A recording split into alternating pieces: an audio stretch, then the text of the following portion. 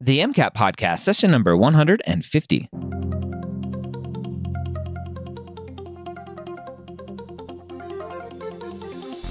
A collaboration between the medical school headquarters and Next Step Test Prep, the MCAT podcast is here to make sure you have the information you need to succeed on your MCAT test day. We all know that the MCAT is one of the biggest hurdles you'll face as a pre-med, and we're here to give you the motivation and information that you need to know to help get you the score you deserve so you can one day call yourself a physician. Welcome to the MCAT podcast. My name is Dr. Ryan Gray, your host here every week. And as always, I am joined by Clara from Next Step Test Prep. And we are going to dig into some more great MCAT podcasts for you. Now that we finished full length 10, we have some good topics coming up. And we're starting today with high yield information. This is a very common term that comes up in the MCAT prep world. And we want to make sure that we cover what exactly is high yield, what makes a topic high yield, and then we'll dive into some very common high yield categories or high yield parts of each category in the coming weeks. So buckle in, sit down, have fun, or keep running on the treadmill, whatever you're doing right now listening to this, and hopefully you'll get some great takeaways from today's podcast. Clara, back for some more MCAT podcasts. How are you doing today?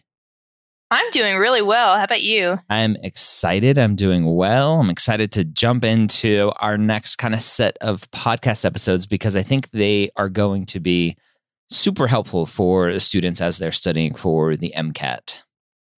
Yeah, I'm really excited about these.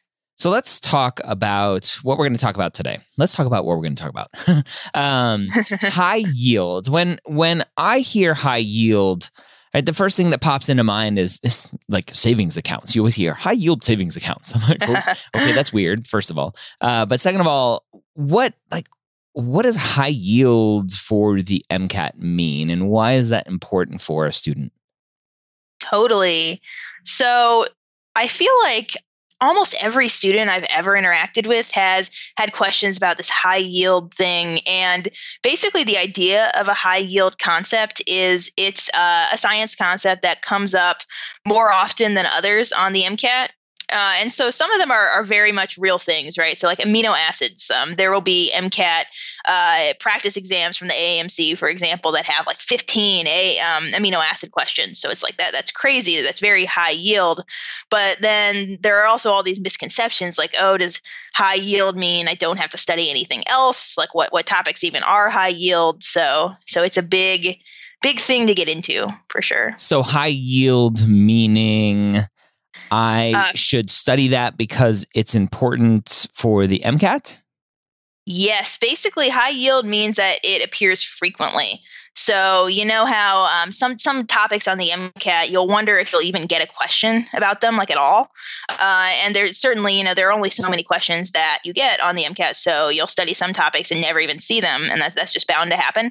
Mm-hmm. But the whole idea of high yield is that these topics come up so often that studying them is typically going to really pay off tangibly because it's highly likely you'll get questions about them on your test. Okay. And so the opposite of high yield would be or the downfall of high yield would be I didn't study these topics well enough, let's say amino acids, and there were 15 questions on it, and those were potentially 15 questions that I gave away because if I would have just focused a tiny bit more on the high yield stuff, then the other random biochemistry equation that I dove into that may or may not have been anywhere on a test just wasted my time. Exactly.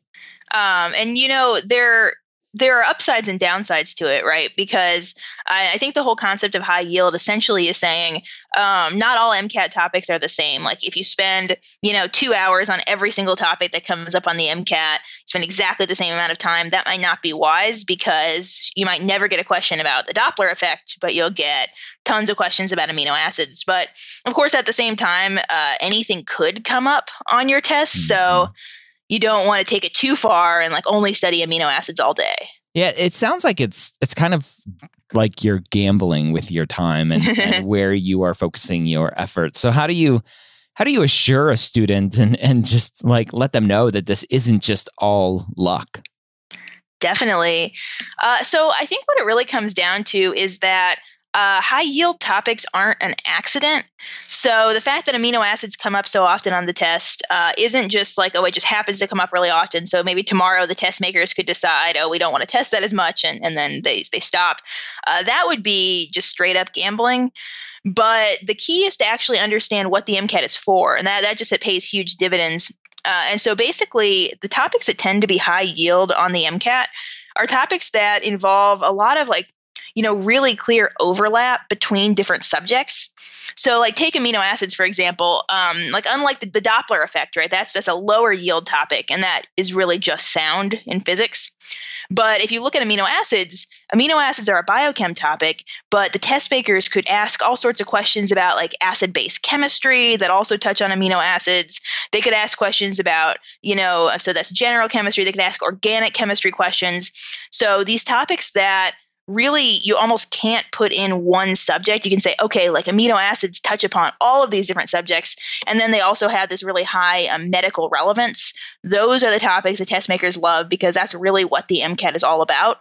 And so those end up being high yield. So it's almost like getting into the mindset of knowing why the test makers made the MCAT the way they did to actually get high yield topics to have some meaning beyond just like, oh, I'm guessing which topics will come up more.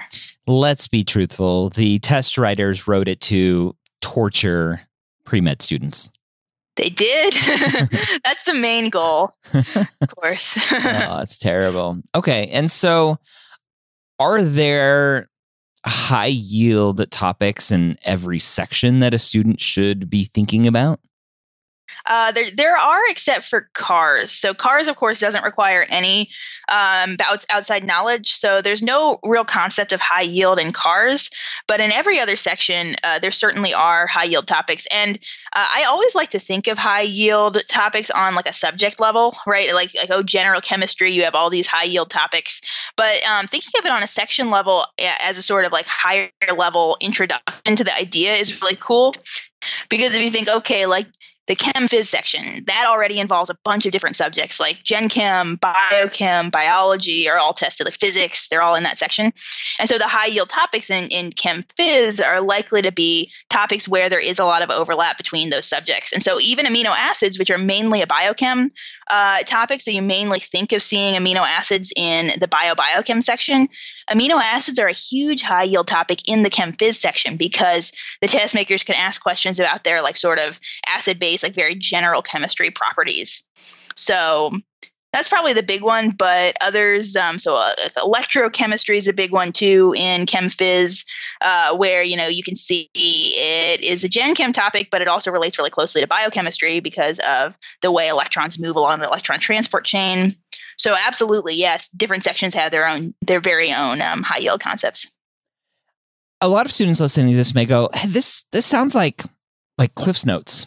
Back in high school, you had to write a book report. I'm just going to read the Cliff Notes. I'm going to write a book report. And you may or may not do pretty well with that. What would a student score if they only focused on high yield topics?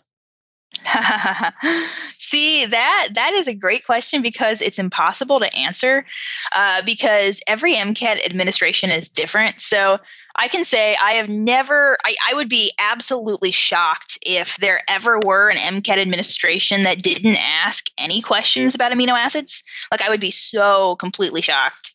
But at the same time, there is a huge amount of variation. So you could go in and take your MCAT and feel like you're getting a lot of low yield topics.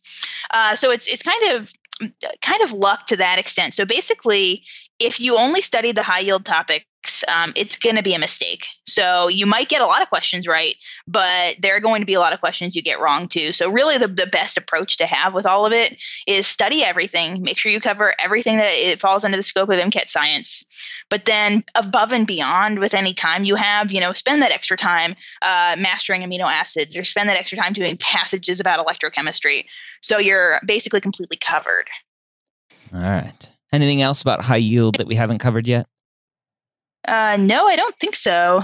All right. And so these next several weeks, we're going to dive into some of these high yield topics that you'll find in each of the sections and different topics for high yield. So hopefully we'll get you going in the right direction, but just understand again, high yield does not mean only thing that you have to study.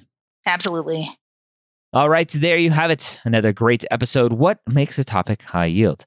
If you are interested in learning more about Next Step Test Prep and how they can help you on your MCATs, go to nextsteptestprep.com. Sign up for a free 15-minute consultation where you can talk to them about your MCAT struggles, your concerns, your worries, and they will help you figure out what is the best path forward for you. Again, go to nextsteptestprep.com or call 888-530-6398 to talk to one of their MCAT consultants. I hope you have a great week. We'll see you next time here on the MCAT podcast, where we are going to be talking about one of the highest yield topics on the MCAT, amino acids.